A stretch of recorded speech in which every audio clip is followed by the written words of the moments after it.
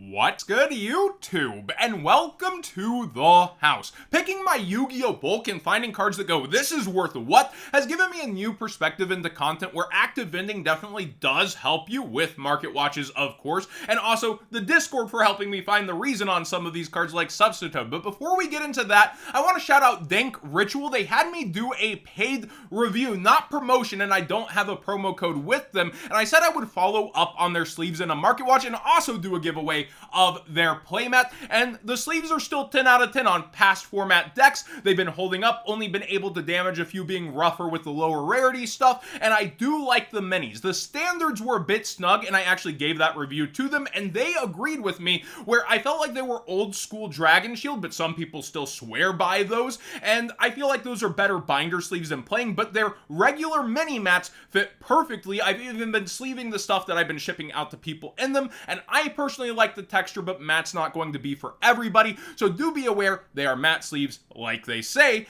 as well as, you know, some people prefer the smooth ones like Player Choice or Team Sam sleeves. When it comes to their playmats, I did say they were a little expensive, but you pay a premium to get a premium. They told me they have a special screen burning process to be able to get colors to pop on materials that other people can't achieve, and I gotta kind of agree, like, I shouldn't be able to see these yellows that I'm showing off, and I'm not talking when I have it up against my mic.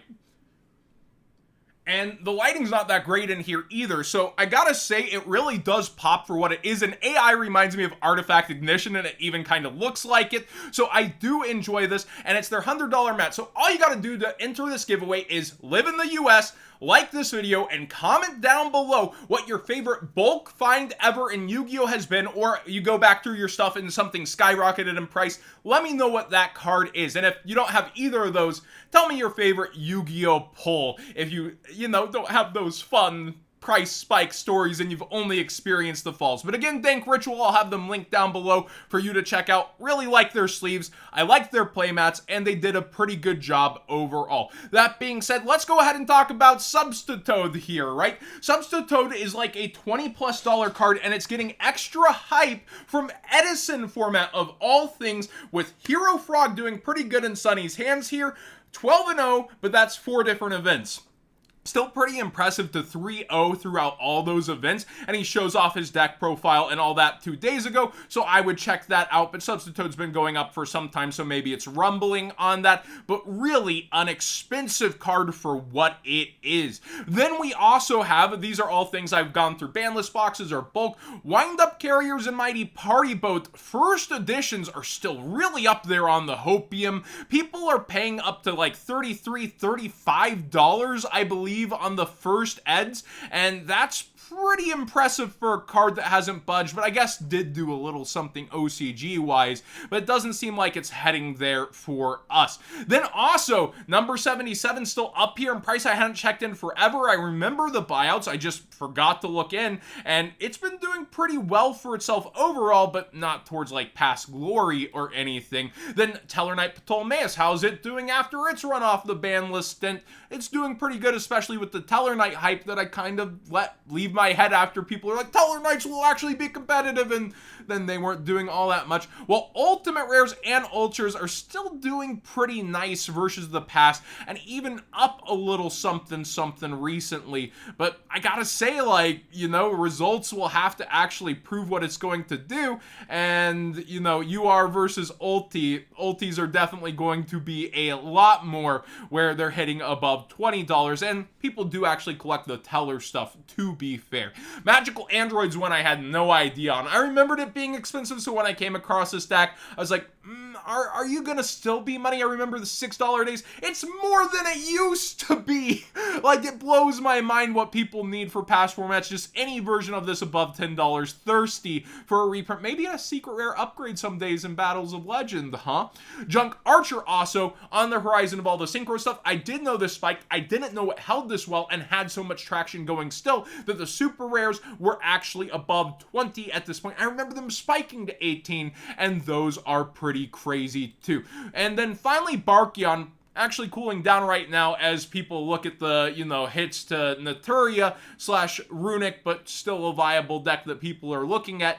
The Naturia, I did not know for even the gold rare was above $5, and everybody was just avoiding that newer DT version. Very impressive that this, versus in the past it was always Noteria Beast instead of Barkian going up, managed to do this with a modern reprint out of a set nobody really wanted to touch. As for the prices I've been selling at, you can see definitely on the screen that I'm trying to hit that 33% off mark on most things, or even more than that versus the prices shown today on screen. Again, I'm not trying to wreck the market. I'm not trying to vend. I'm literally just selling, not buying, and I'm putting it back into collection stuff like OCG slabs, as well as unique medals and banners. I'm not really trying to get back fully into vending, but it has been enlightening and let me find cards that I didn't know were worth this, so I can pass it on to you, and you can look for your own. Wild Survivors with the Versus deck has really cooled off day one, even without a lot of listings, and I hope that it continues to cool off further. We see that, you know, the top card is actually the Dino card, and I theorize this is mainly a lot of people jumping and grabbing it because they've been waiting and waiting for Dino support. It's a huge fan favorite when we actually talk about fan favorites in Yu-Gi-Oh! And yeah, I gotta agree, like, Dinosaur's a really cool deck. I fell in love with it when it came out, and the Versus cards are now all under 30 as well. And the second card's under 20, and it's becoming more affordable, and I hope that it continues to go that way. The collector rares are actually all under 100 currently for their listings. Overraptor's kind of pushing the most because it's the 3 of in Dinos and a much welcomed upgrade, and Conductor Tyranno I feel like is the most hunted on Facebook, you know, big boss monster that looks really cool. So the Dino stuff being on top, no surprise to me. I called that early on with the set with the collector rares, and the Versus stuff cooling off, also a very good call.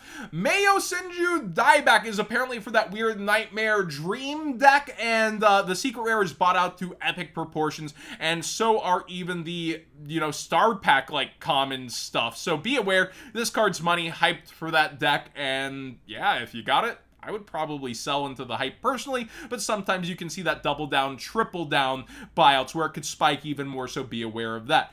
Mudraker from the Underworld has so many decks it just gels with. Apparently, you know, first off, Dark World was already bubbling into top cuts, and now the ban list only cleared the way for it a little bit more, but you also have Sprite Live Twin, you have Labyrinth looking at this card as well, so the secret rare is now spiking up once again very, very fast.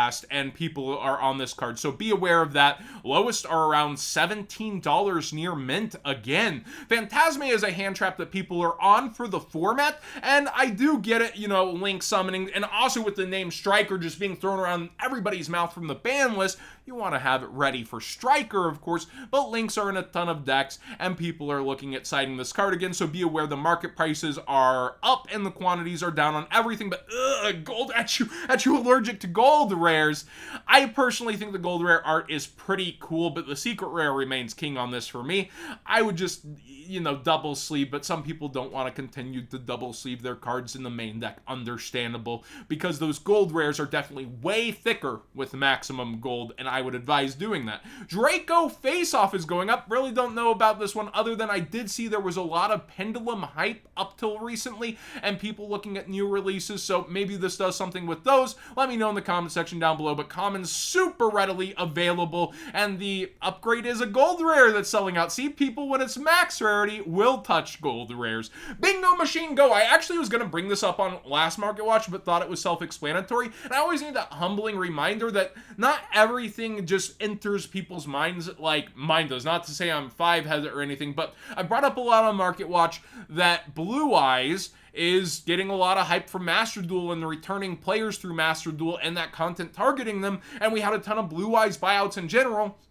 Bingo Machine Go was shorted in the original Legendary Duelist, and then the secret rare is an upgrade, and Legendary Duel Season 2 was a successful set. So those two storms combined, Legendary Duel Season 2 has lost a lot of its value to other reprints, and this is the hard to get card inside now. People are eating these up over time, as well as the hype from not even Yugi tubers, but general tubers playing Blue Eyes and going back to the basics like that. And you can see it's just improved over time. Same with Blue Eyes Alternative Dragon. Nadir's Servant's an interesting one to me for the secret rare. Of course, you have the Ultra available as well. Apparently got a lot of hype for Branded that I missed a while ago and fell back out, but now it's rebounding versus that price. I love how the secret rare looks. I did suggest to get it while it was a bit cheaper when the Megatins came out, which should be a good bit ago, but you know, if you always try to get minimum, you're not going to necessarily get there. It didn't go as low as I hoped it would have. I would have waited to buy later, and it's spiked several times now with that, oh, new Branded support hype, and the people looking at if it will succeed or want. I heard that Crossout Designator was more successful as a whole in the Discord. I haven't paid enough attention to the deck, so let me know what you think in the comment section down below of this being played in it versus other options you might have. And then finally, the Ascendant of Thunder. This actually wasn't a bulk find by me. I've always known it was like $1. I didn't know if it even got a modern reprint or not, but nope, it sure didn't. And now it's been 4 years, Code of the Duelist 5 years, you know, stuff like that just blows my mind. But seriously, this is getting played apparently in Punk variants more so than Cash Tiro for the level 7 tech, although Cash is figuring different techs at the moment. I'm pretty sure this overall is for Punk. Be aware this is a couple of bucks you might not have known you had, which was the whole point of the first part. Again, if you want to win that giveaway, you gotta like the video, live in the US, comment below your favorite find in bulk or card you didn't know that skyrocketed that you ended up going, whoa, this was worth a lot at the time. Doesn't have to be a modern price. And if you don't have those stories, your favorite pull out of a pack ever. Thanks for watching today's Market Watch. Please subscribe if you haven't already. Give this video a thumbs up if you enjoy the conversation. And check out Dank Ritual. I do heavily suggest you try their sleeves out if you do like matte sleeves. They are unique. They are tough, and I personally have enjoyed using them, even though they don't give me a promo code because of their retail partners. I do look forward to hopefully working with them in the future, but yeah, it's definitely something that it's one of those things where it won't be continuous, but I gotta give it to them for actually putting that work into design as well as feel.